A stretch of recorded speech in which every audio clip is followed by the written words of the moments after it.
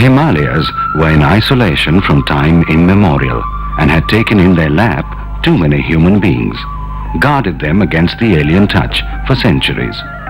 Ancient Indian literature and mythologies refer to various ethnic groups who were believed to have an affinity with some divine races. And one such ethnic community are the Kinnauras.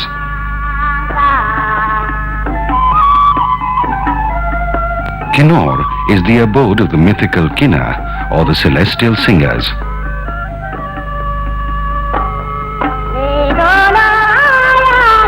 Kinnauras are said to be the progeny of Pulastya, according to some scriptures. And their dialect belongs to the Tibeto-Burman family of languages.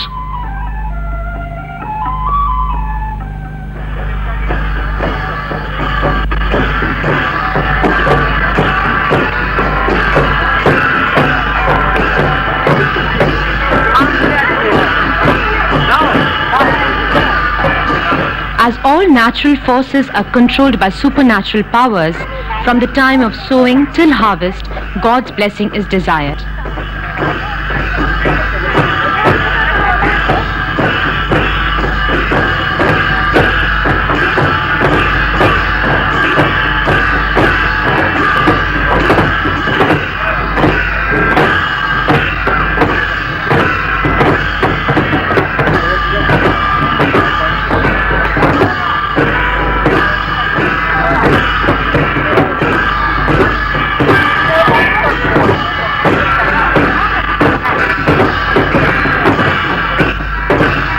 This is a typical Kinnauri ritual. The deity is taken on a palanquin around the courtyard, with all the devotees dancing and conversing with it.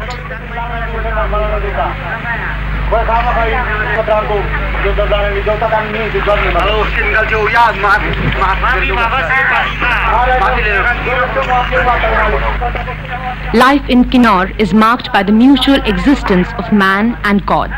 It is the duty of God to see that there is everlasting peace in the village.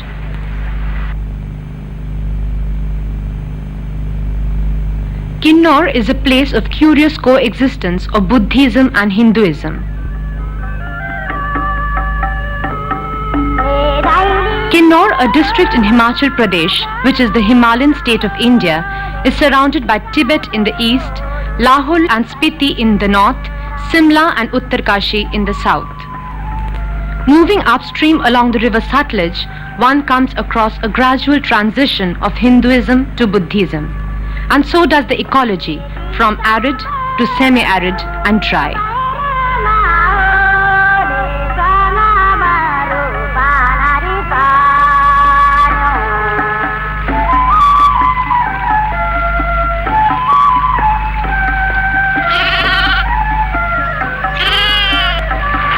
Kinnaur had trade relations with Tibet, Yarkand and Ladakh. The Kinnauras used horses, donkeys, sheep and goats for carrying goods as well as for barter. But now that is a thing of the past. As most part of Kinnaur is situated at an altitude of over 6,000 feet, the inhabitants are naturally required to wear woolen garments throughout the year. To have their own regular supply of wool, they started rearing animals like sheep and goat so that they could get uninterrupted supply of wool.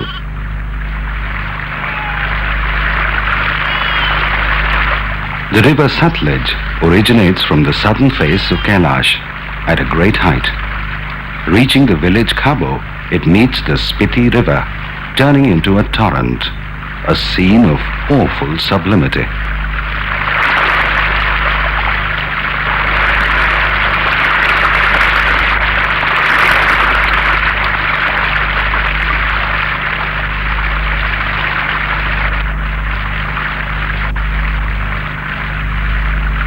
Baspa is a feeder of the Satluj, and people believe that these two rivers are brothers. When they first started flowing, it was agreed upon by them that whoever reaches the point of confluence, which is Karcham earlier, shall retain the name thereafter. Baspa, being the younger, was more boisterous and brought along with him all the paraphernalia of musical instruments, whereas the river Satluj, being the elder, was more discreet and reached the point of confluence much ahead of his younger brother.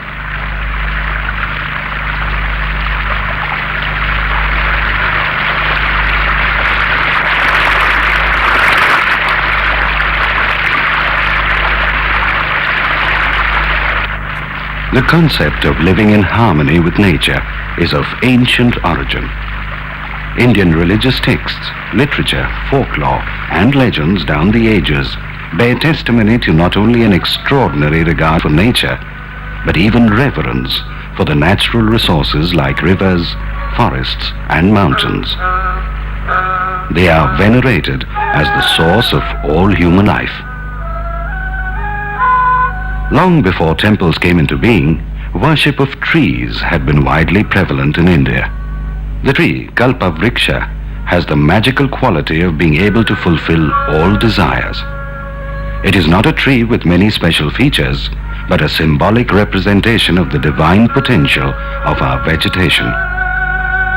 Vegetation adapts itself to the needs of the time, and the land continues to grow forever. It is sufficient to fulfill all the natural needs of man. In our external experience, we can see the world in its plurality, but in our internal experience, we can perceive it as one. This ultimate reality has been termed God.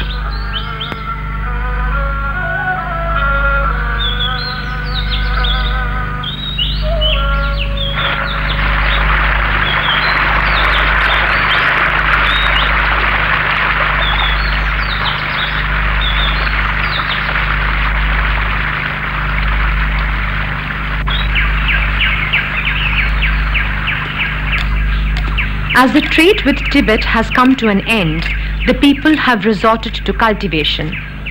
Vegetables are raised for the local market, while fruits like apples and pears are distributed for sale to different parts of the country. Wheat, barley, and millet are grown in fields at high altitude. As there is not much rainfall, water is used from rivers or streams that originate from glaciers.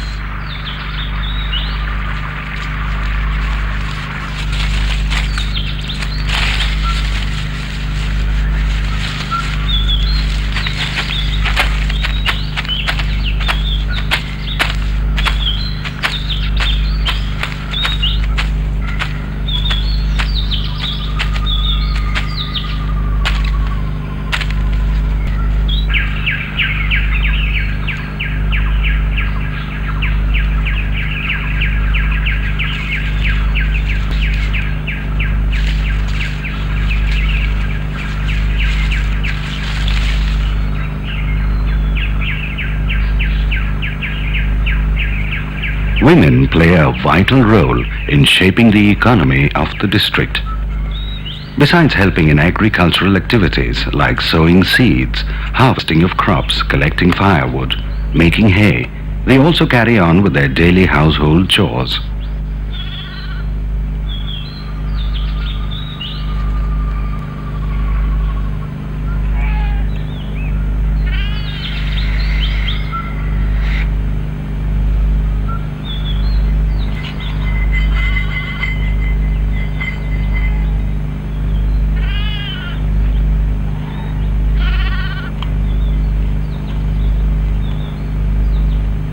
Kinnaura's food habits are basic and simple. The staple diet is oglo, brass and barley. A thin paste of maize flour is prepared and spread on a hot pan and then baked. Rote is akin to an ordinary chapati.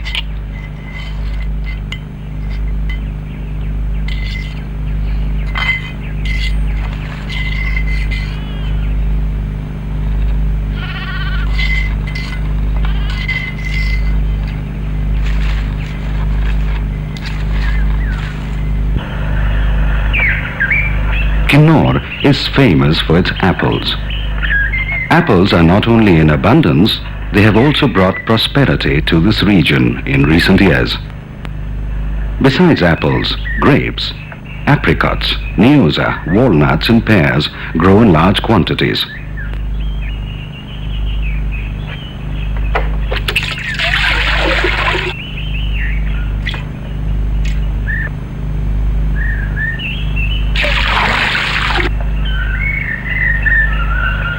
Anguri happens to be the most exquisite quality of spirit. As the name suggests, it is mainly extracted from grapes.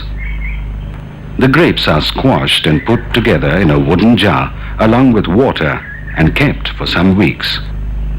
The distillation is very interesting.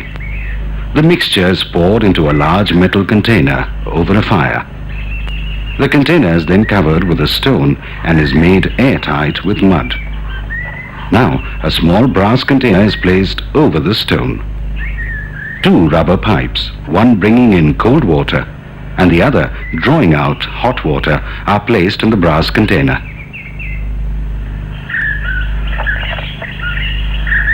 And through the third pipe comes out the wine, Kinnauri. The flavor depends on how well the wine is brewed, and how well it is brewed depends on the master brewer, the Kinnauri woman.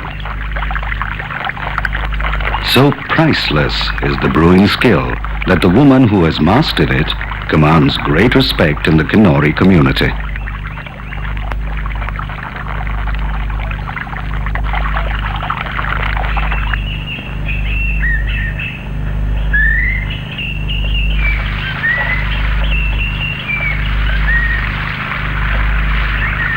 As we delve beyond the realms of the tangible, we find that the nature-man relationship is not only confined to the ecological or subsistent level, but our environment of supernatural beliefs and rituals influence the nature-man interrelationship. Thus, for a holistic portrayal of Kinnaur life, God, or the spirit, offers yet another dimension, and we find inseparable links and an interrelationship between nature, man, and God. Although these villages are large, they do not exhibit any systematic plan. They are situated either in the river valleys or on mountain slopes. They are usually divided into 3 or 4 hamlets, separately inhabited by different jatis or castes. The people here are divided into Khosias, who form the upper caste, and the Chamang group, who have low social status. The Khosias are mostly the owners of land and also the tradesmen. The Chamang serve the Khosias as farm laborers and are also leather workers and weavers.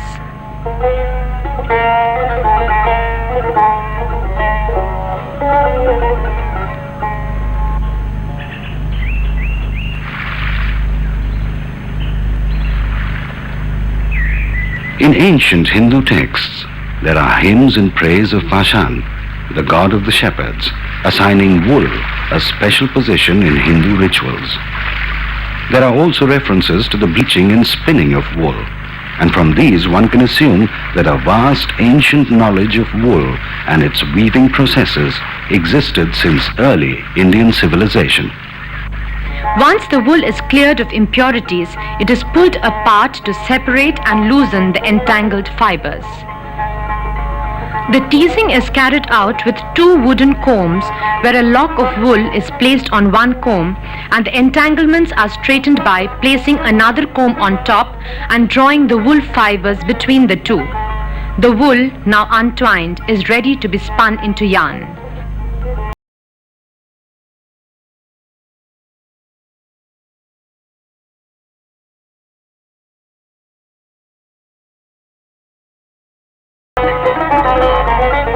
The shawls of Kinnaur district are woven with motifs of temples and swastikas that highlight a strong religious influence.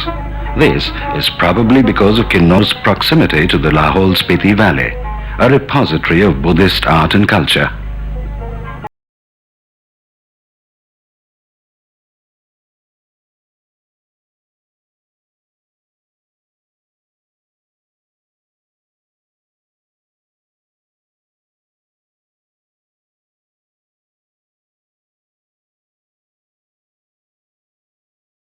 The 4 colors commonly used for Kinnaur shawls are red, orange, blue and green, though black and yellow are also used sparingly. On the 7th day after childbirth, the shikor or birth pollution is over, the house is cleaned and the mother along with the baby goes to the chashma or the nearby well and takes a bath. After the bath, as she enters home, child in arm, she performs a significant ritual, walking over red-hot stones. And finally, taking a sip of cow urine. The birth of a child is not only necessary to maintain the continuity of the family line, but also ensure the economic stability of the family.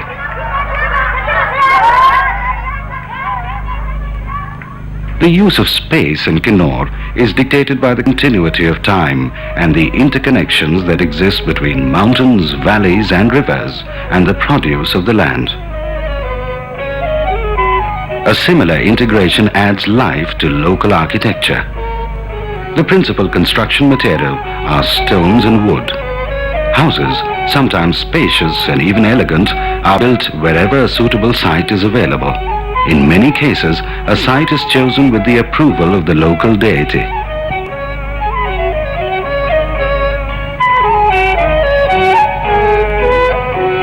Temples are quite unique and can be easily distinguished from the other houses. They have projecting balconies embellished with neatly curved wooden flowers, fringes, and even images of the gods.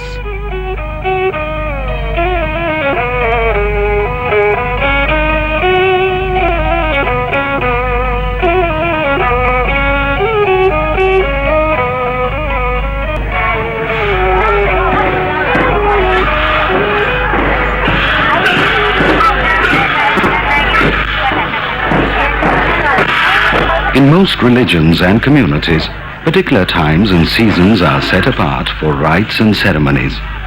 These times are known as festivals.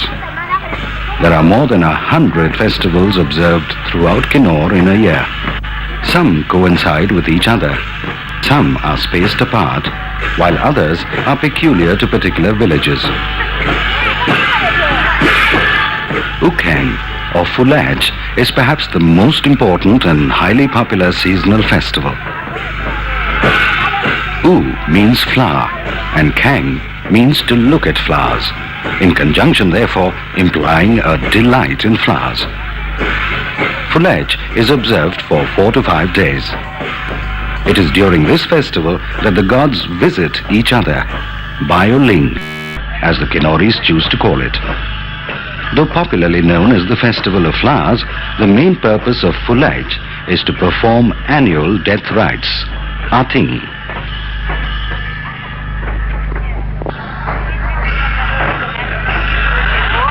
The idols of the deities are carried on shoulders and accompanied by the musicians and other villagers. They travel great distances to visit other village gods.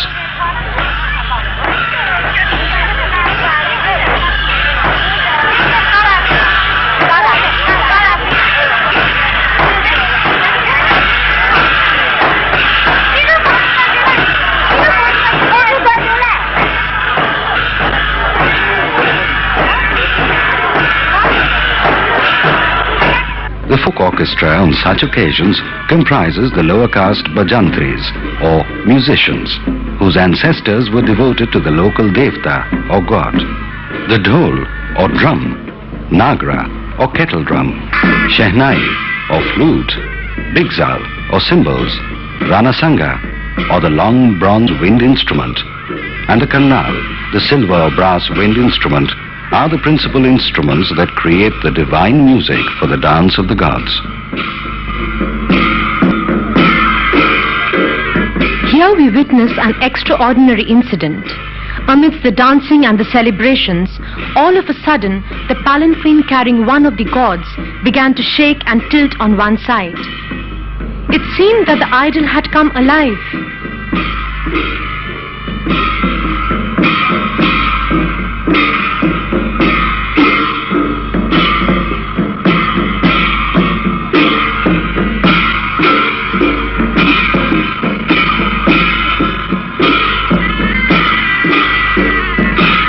Sevaks began pleading for pardon as they believed that God was angry for some fault of theirs.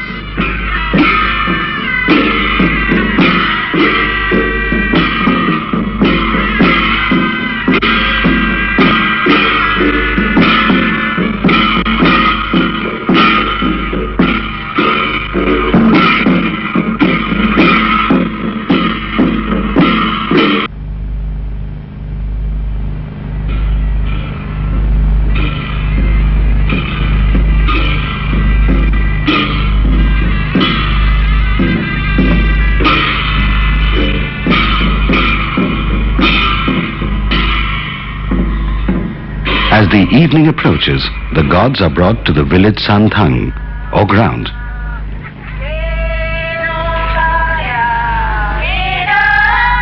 These simple but hardy sons and daughters of the snow-capped Kailash abandon themselves to dancing. They make a delightful picture in their festive attire. Faces sparkling with innocent joy, dancing and singing under the blue sky.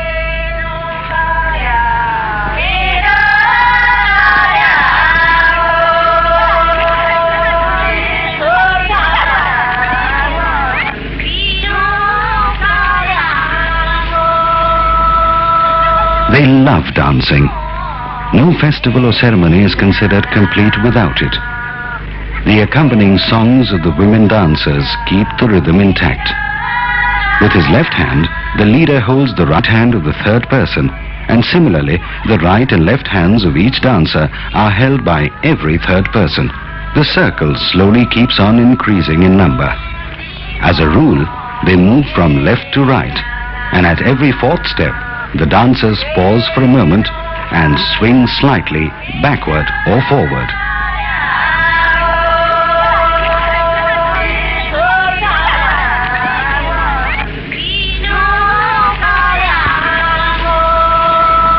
The dance movements are collectively called chalang. During the dance, any two women initiate the song first. This is called balgithang. The lines are repeated in chorus by all the singers, and this chorus is known as Jagithang. The dance continues into the early hours of the morning.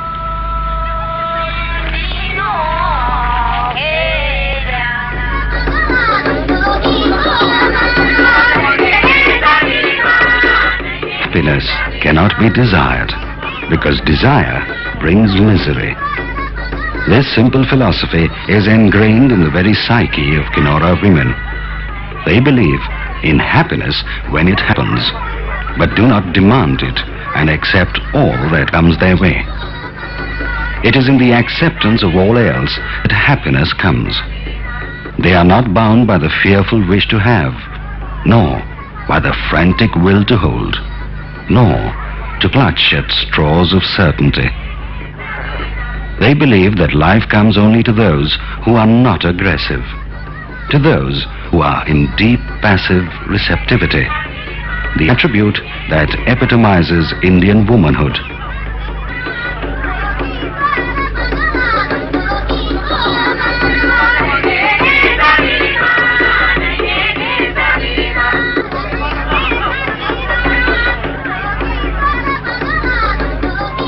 Kinnaur marriage is solemnized with a lot of pomp and grandeur. In the Kinnaur society, villages are an extended commune, and goodwill of the village is more important than that of a particular individual. This is quite evident from the manner in which they actively participate in a marriage. The marriage is not confined to the house itself, but to the village as a whole. It involves the prestige of the village. Men, women and children of all ages from the village and also from the neighboring villages participate in the marriage and share the various works among themselves. The women put on their best attire. Dori is a blanket that folds partly around the body and partly comes up around the shoulders, where it is fastened by a large copper or silver brooch. The borders of doris have beautiful designs in various attractive colors. The choli is the upper garment akin to full-sleeved blouse. Chanli is what may be called a shawl. The common headdress is a woolen cap, locally called thepani. The Kinnaur women are very fond of ornaments. The ornaments are made by local lohars who are expert in making artistic designs. They are mainly made of silver and gold. The bridegroom with his friends and relatives visits the house of the bride to bring her, and they are treated with elaborate Kinnaur hospitality. Before dawn breaks, the bridegroom and his party takes the bride to his house.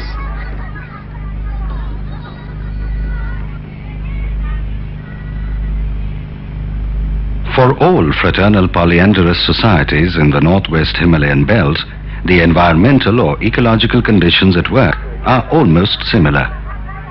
Curbing or arresting the fragmentation of land in the larger interests of household units is a major concern for the people of Kinnaur. A concerted effort is made to keep the household estate undivided and pass it on to the next generation as such, primarily in the interest of survival and perpetuity. In a society where polyandry is very common, the lady of the house has an extremely important role to play. The mode of marriage is an economic necessity for Kinnaur because brothers have to live in a joint family and depend on local resources for their subsistence. The unity of the family depends upon the care and ingenuity of the lady of the house, who looks after and bestows equal favor on all her husbands.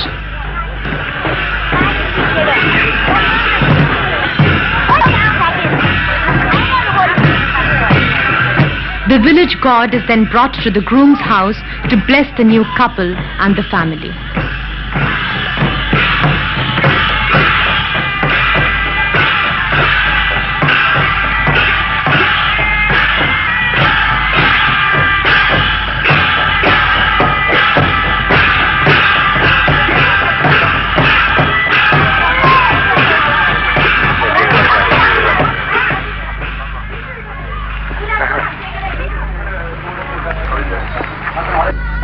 The bride is dressed and adorned with care.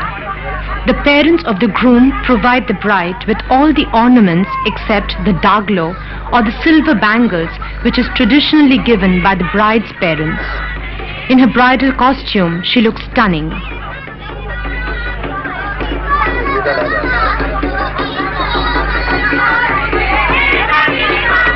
Then come the rites of building sarmo.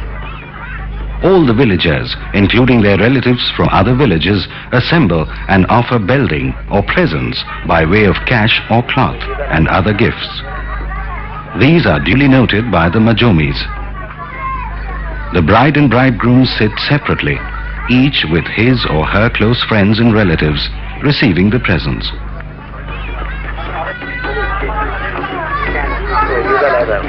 Garlands of nyuza and walnuts are offered to all.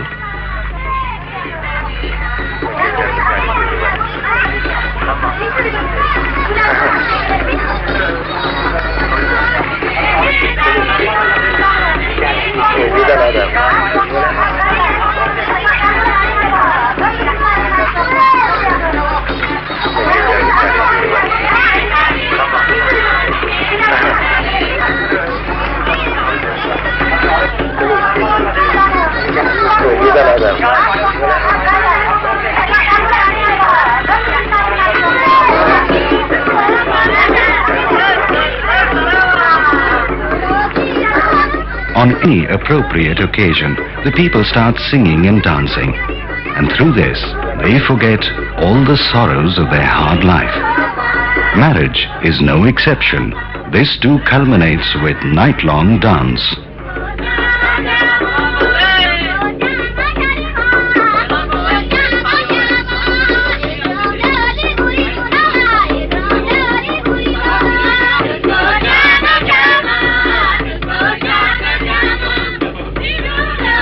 The expression of joy is a sight to behold. The joy of the Kinnauris, a people too beautiful to succumb to the transience of life. Befittingly, they believe that when the twilight descends, the Kinnauri soul prepares to leave its immediate dwelling. But departing from the body, the soul does not travel far, because Raldang, or the place of the souls, is right here, amidst the mountains, atop the peaks. Here, the Kinnauri retires in eternal peace, never yet leaving his land.